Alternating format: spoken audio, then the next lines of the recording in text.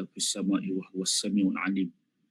Ya Allah, Ya Rahman, Ya Rahim, pada pagi yang penuh barakah ya Allah, pagi 24 Ramadan. Ya Allah, ya Tuhan kami ya Allah, ampuni segala dosa-dosa kami ya Allah. Pada pagi yang barakah ini, di hari-hari terakhir di dalam bulan Ramadan, kami menadah tangan, kami memohon rahmat, keampunan, kasih sayang dan kecintaan daripadamu ya Allah. Ya Allah, ya Tuhan kami ya Allah, jika pada malam-malam yang telah berlalu Kau telah menetapkan nama kami dalam kalangan orang yang diampuni, maka Kau tetapkanlah keampunan itu untuk kami ya Allah. Ya Allah, ya Tuhan kami, jika kami masih dalam kalangan orang-orang yang masih berdosa di sisi-Mu, maka ampunkanlah dosa-dosa kami dengan keluasan rahmat-Mu, dengan keluasan kasih sayang-Mu ya Allah. Ya Allah, ya Tuhan kami memohon kepada-Mu dengan Kau keluar kami dari Ramadan, melainkan Engkau telah memberikan keampunan kepada kami. Kau telah menghapuskan segala dosa-dosa kami. Kau menerima segala amal ibadah kami. Kau menulis kami dalam kalangan hamba-hamba yang Kau bebaskan daripada azab api neraka-Mu ya Allah. Ya Allah, ya Tuhan kami, Kau kurniakan kami Lailatul Qadar ya Allah. Ya Allah, ya Tuhan kami, hidupkan hati kami dengan cahaya makrifat kepada-Mu. Hiasilah jiwa kami ya Allah dengan keikhlasan dalam beribadah kepada-Mu ya Allah. Ya Allah, ya Tuhan kami memohon ya Allah, Kau perbaikilah kalbu kami, ahli keluarga kami. Ya Allah, ya Tuhan kami ya Allah, jadikanlah hati kami hati yang siddiq dalam menghadap wajah kalbu kami kepada-Mu ya Allah. Ya Allah, Kau ampuni dosa guru-guru kami, dosa kedua ibu bapa kami, dosa ibu bapa mertua kami, seluruh keluarga kami, anak-anak kami, cucu-cucu kami, jiran, tetangga kami ya Allah.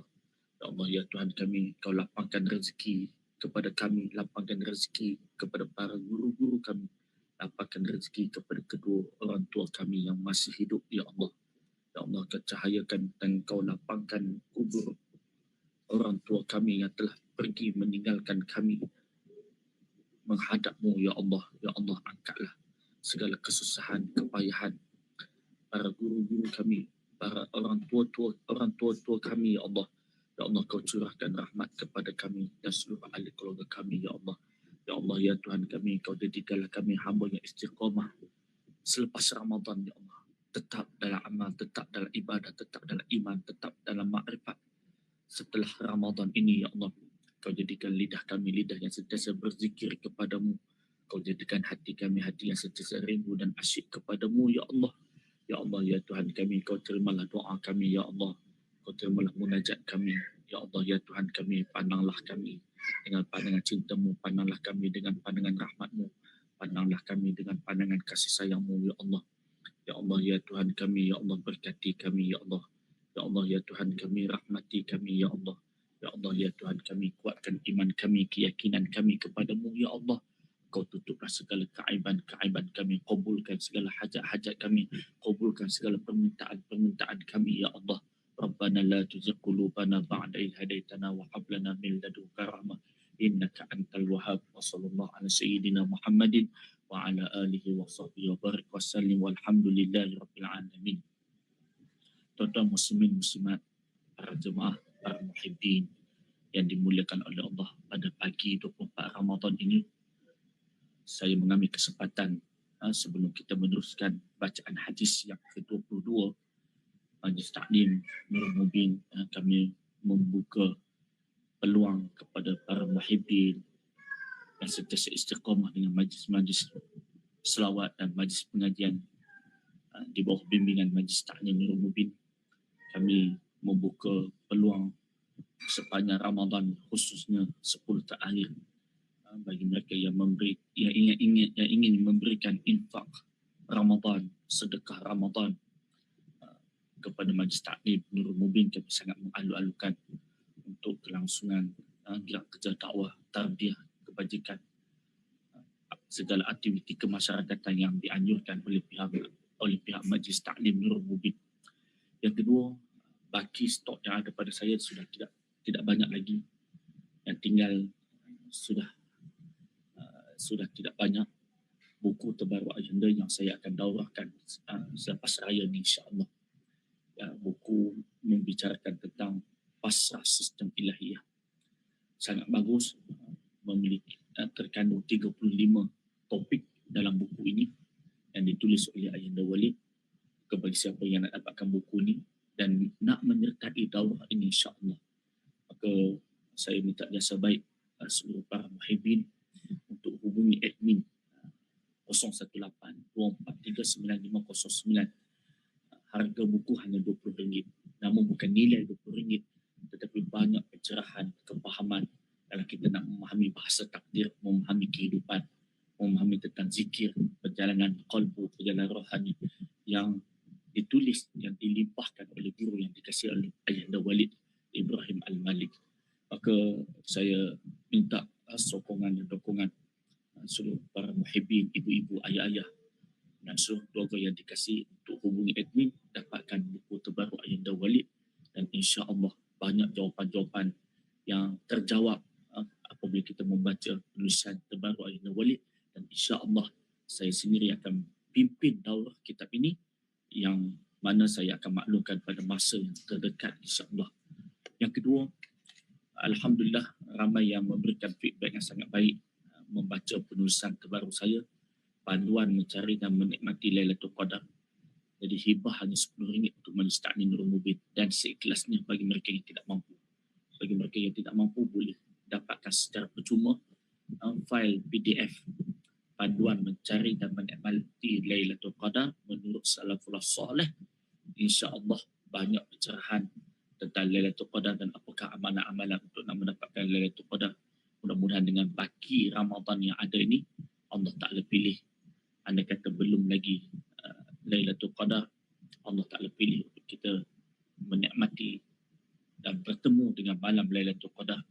Jadi boleh hubungi 018-243-9509 untuk dapatkan info lanjut buku Ayanda Walid, dapatkan info lanjut Panduan Mencari dan Menikmati Lailatul Qadar, dan bagi mereka yang nak dapatkan info lanjut tentang bagaimana nak memberikan hibah ataupun nak memberikan sumbangan dakwah mahabbah, infak Ramadan, infak malam-malam Ramadan, infak subuh di penghujung Ramadan kepada Majlis Taklim Nurul Mubin. Tuan-tuan muslimin muslimat yang dimuliakan oleh Allah, pada hadis yang ke-22. Hadis yang ke-22 daripada Abu Abdullah Jabir bin Abdullah Al-Ansari.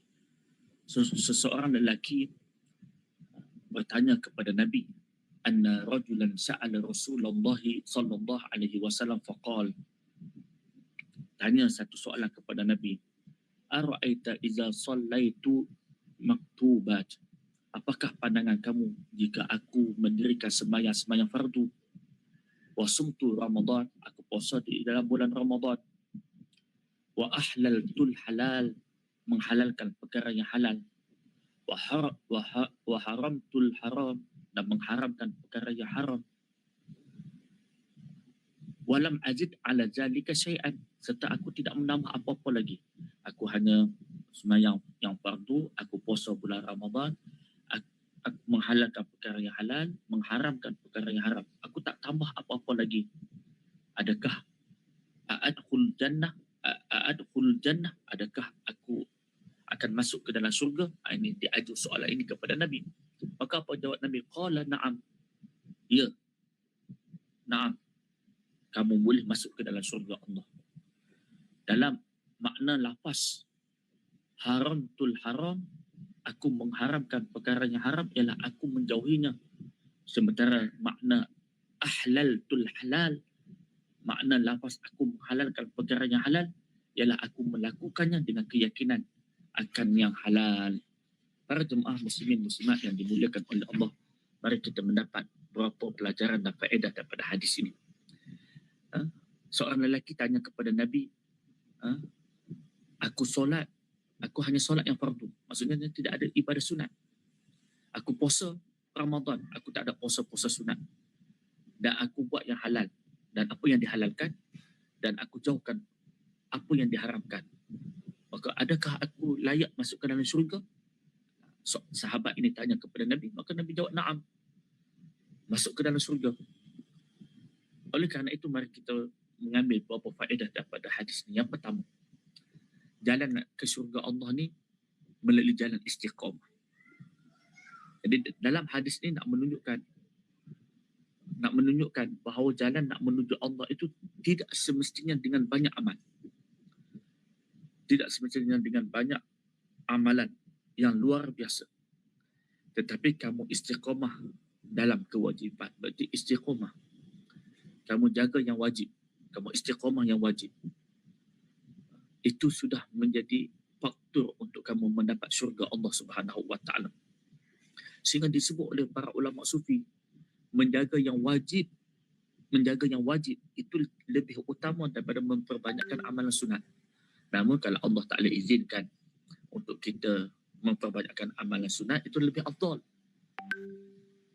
Tetapi perlu kita faham, jaga yang wajib itu lebih utama daripada memperbanyakkan amalan sunat. Amalan sunat ni menyempurnakan yang fardu.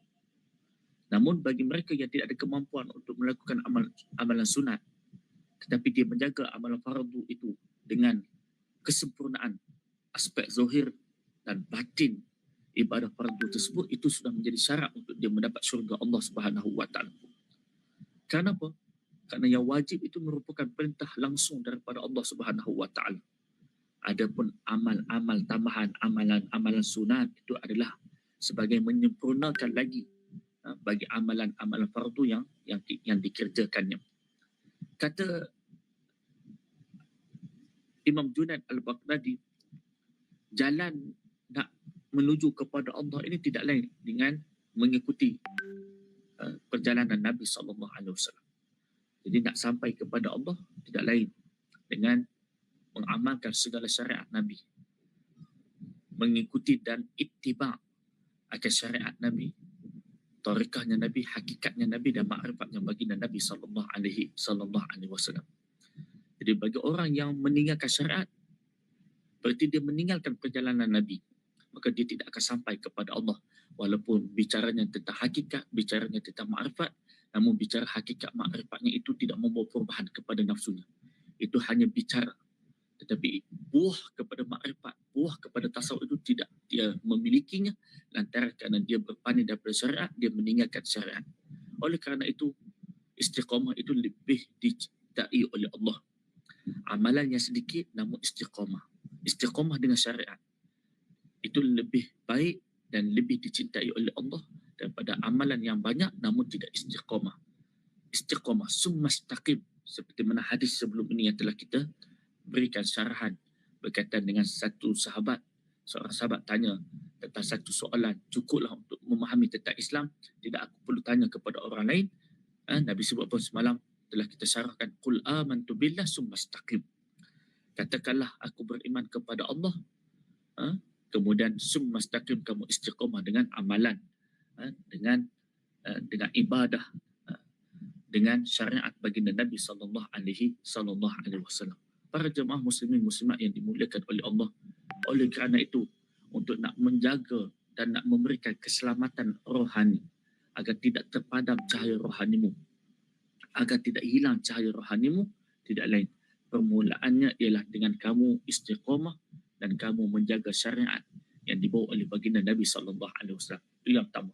Yang kedua, dalam hadis ini Nabi sallallahu, seorang lelaki itu sebut menghalalkan yang halal, mengharamkan yang haram. Maka kalimah ini bukan sekadar hukum semata-mata, tetapi perlu dipahami apakah makna menghalalkan yang halal, mengharamkan yang haram.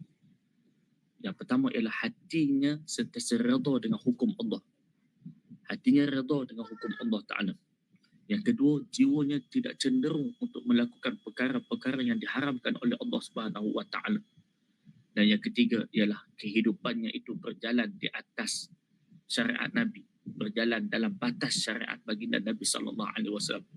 Berarti kalau kamu nak dicintai oleh Allah, maka pasti kamu kena duduk dalam acuan Muhammad. Kalau kamu nak mendapat cinta Allah Subhanahu wa Ta'ala, pandangan Allah, redha Allah, mesti kamu berdiri di atas perjalanan dan syariat baginda Nabi sallallahu alaihi wasallam. Kata Imam Al-Ghazali, permulaan bagi para salikin, permulaan jalan bagi para salikin, orang yang nak mendekatkan diri kepada Allah, permulaannya ialah sifat warak, bersifat warak, dan pengakhirannya ialah bermusyahadah kepada Allah Subhanahu wa taala. Awalnya permulaan salik ni, permulaannya ialah warak. Maksudnya dia kena jaga. Dia kena jaga. Dia tidak ambil perkara yang syubhah. Dia kena jaga perkara yang halal. Dan dia tidak masukkan perkara yang haram dalam tubuhnya.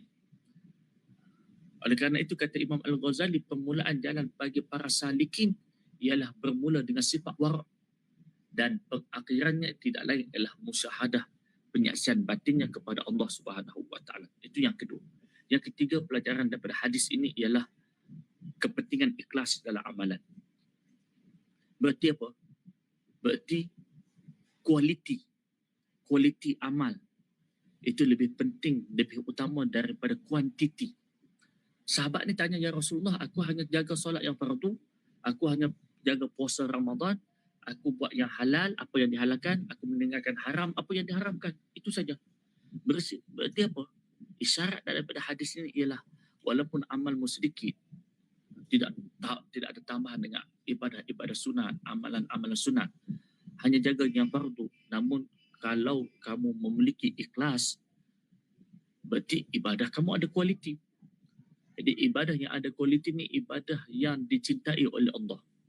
Jadi Allah melihat kualiti ibadah kamu, kebenaran dalam amal kamu, ibadah kamu. Allah tidak melihat kuantiti amal kamu. Maka seorang yang melakukan solatnya dengan khusyuk, puasanya dengan ikhlas, dia menjaga halal dan haram, itu je. Solatnya khusyuk, puasanya penuh ikhlas, mencapai martabat puasa khawas ataupun khawasul khawas.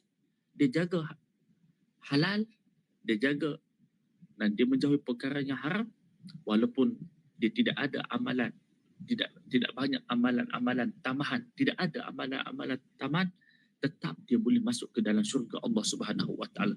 Jaga solat agar solat kita solat yang benar-benar solat yang berkualiti. Mudah-mudahan dengan Ramadan tahun ini Allah Ta'ala jadikan ini sebagai titik perubahan agar solat kita solat yang khusyuk, solat yang benar-benar ada kualiti di sisi Allah. Puasa yang penuh ikhlas, bukan sekadar hanya menahan makan dan minum, tapi bagaimana menjaga 7 anggota zahir. Dan puasa bagi kalangan khawasul khawas, dia tidak mahu puasanya qalbu mereka, tidak ada yang mereka harapkan, tidak ada sesuatu yang mereka rindui, tidak ada sesuatu yang mereka ingat, melainkan hanya ingatan dan kerinduan dan pandangan mereka hanya kepada Allah. Mereka puasa qalbu mereka daripada sesuatu selain daripada Allah Subhanahu wa taala. Maka apabila kita jaga ini dengan ikhlas, maka kita dapat masuk ke dalam syurga Allah Subhanahu wa taala. Oleh kerana itu kata Imam Sahal Al-Tustari, tidak ada sesuatu yang lebih berat bagi nafsu daripada ikhlas. Nak dapat ikhlas ni dia kena mujahadah. Nak dapat ikhlas ni dia kena benar-benar memperjalankan hati kepada Allah. Nak dapat ikhlas ni bagaimana dia nak tundukkan nafsunya di hadapan Allah Subhanahu wa taala. Dan tidak lain, perlu kepada tarbiyah, perlu kepada bimbingan, perlu kepada seorang guru yang mursyid dalam mendidik kita, perjalanan kita, ibadah kita, hati kita, qalbu kita, rohani kita, agar benar-benar kita mencapai ikhlas dalam setiap amal ibadah kita di sisi Allah Subhanahu wa taala. Oleh kerana itu, dalam perjalanan sufi, dalam perjalanan tasawuf ini tidak lain, para jemaah yang dimuliakan, para ulama-ulama sufi sangat menekankan agar kita luruskan niat, betulkan niat, bersihkan niat, murnikan niat dalam setiap ibadah kita. Ibadah yang disertai dengan niat yang ikhlas, ibadah itu sampai kepada Allah walaupun sedikit. Nak dibandingkan walaupun ibadahnya banyak namun niatnya tidak betul, maka ibadah yang banyak itu tidak akan sampai kepada Allah Subhanahu wa taala. Itu yang ketiga. Yang keempat, para jemaah muslimin muslimat yang dimuliakan oleh Allah, ialah kita perlu memahami yang menyempurnakan syariat kita ialah tasawuf. Menyempurnakan amal kita, menyempurnakan syariat kita tidak ada dengan jalan tasawuf. Karena itulah tasawuf ini tidak memisahkan diri daripada syariat. Jadi orang yang nak mencapai hakikat makrifat, nak mencapai maqam khawasul khawas, dia tidak boleh tinggalkan syariat. Oleh kerana itu, syariat adalah pintu kepada hakikat. Syariat adalah pintu kepada makrifat. Dan syariat itulah yang nak menjaga cahaya yang ada dalam kalbumu. Orang yang berpaling daripada syariat, orang yang pandang remeh terhadap syariat, mereka yang meninggalkan syariat, maka hilanglah cahaya rohani dalam kalbunya. Oleh kerana itu, inilah perjalanan daripada tingkatan syariat menuju kepada tariqah, mencapai kepada hakikat dan mencapai kepada makrifat. Ini tingkatan yang perlu dilalui. Bagaimana maqam Islam, maqam iman dan maqam ihsan.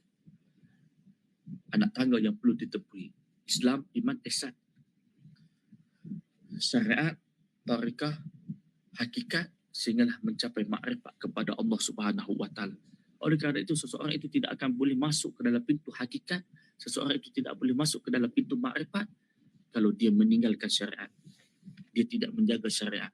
Dia tinggalkan solat, dia tinggalkan puasa, dia tinggalkan zakat. Bagaimana dia nak mendapat kenikmatan batinnya dengan Allah? Kalau kamu meninggalkan sesuatu yang dibawa oleh Nabi, berarti kamu salah adab. Dan ia merupakan dosa. Bagaimana seseorang itu akan berada dengan Allah? Sedangkan kalbunya dalam keadaan dosa, dirinya dalam keadaan dosa. Meninggalkan syariat yang dibawa oleh baginda Nabi sallallahu alaihi wasallam. Oleh kerana itu, jangan tertipu pada pakaian, pada serban, pada jubah, pada bicara hakikat makrifat kalau sekiranya dia meninggalkan syariat. Kalau ada guru-guru cakap tentang hakikat makrifat tapi dia meninggalkan solat, dia meninggalkan puasa, dia meninggalkan syariat, maka tinggalkan guru tersebut. Ini satu penegasan daripada saya. Dan perlu kita faham, tasawuf ini tidak lari daripada Al-Quran dan hadis. Tasawuf ini berjalan di atas akhlak Muhammadiyah, syariat Muhammadiyah. Kerana sufi itu adab. Dan adab tidak akan dapat kalau seseorang itu meninggalkan cahaya syariat yang dibawa oleh baginda Nabi SAW. Oleh kerana itu, kalau kalian bertemu dengan guru-guru yang bicaranya tentang hakikat, bicaranya tentang makrifat, bicaranya tentang yang halus-halus makomat-makomat kerohanian, tapi pada masa sama dia meninggalkan syariat, maka tinggalkan guru tersebut. Ini kata Abu Yazid Al-Bustami yang selalu saya sebut dalam beberapa siri-siri kuliah saya, iaitu kalau kamu jumpa seseorang yang boleh terbang di udara tapi pada masa sama dia tidak ada syariat, maka jangan tertipu dengannya. Kerana syaitan pun boleh terbang, iblis boleh terbang, tetapi adab kehambaan tu tidak akan dapat melainkan dalam syariat. Jadi nak dapat adab kehambaan itu, akhlak Muhammadiyah, adab Muhammadiyah, nak mendapat sifat ubudiyah itu tidak lain dengan kamu gali rahsia kehambaan itu dalam syariat yang dibawa oleh baginda Nabi SAW. Oleh kerana itu, daripada hadis ini mengandungi beberapa prinsip dalam perjalanan rohani. Yang pertama ialah istiqamah. Istiqamah lebih penting daripada banyak amalan. Jaga yang fardu. Jaga yang fardu. Kalau Ayah Nawali selalu sebut, jaga yang fardu, jaga akhlak kamu. Jangan ada sombong, jangan kamu merendahkan orang lain. Kamu berakhlak dengan akhlak yang baik. Dah, itu sebagai pintu. Itu kamu sudah memiliki kunci untuk masuk ke dalam syurga Allah. Jaga yang fardu, jaga hati kamu, jangan ada sombong, jangan ada dengki, jangan merendahkan orang lain, jaga akhlak kamu, kan? Itu sudah menjadi kunci untuk kamu mendapat syurga Allah Subhanahu wa taala. Maka syariat yang kedua ialah syariat adalah asas perjalanan untuk menuju kepada Allah Subhanahu wa taala. Kemudian jaga yang halal, jaga yang haram. Jaga halal, jaga yang haram, itu sebagai pintu kepada penyucian hati.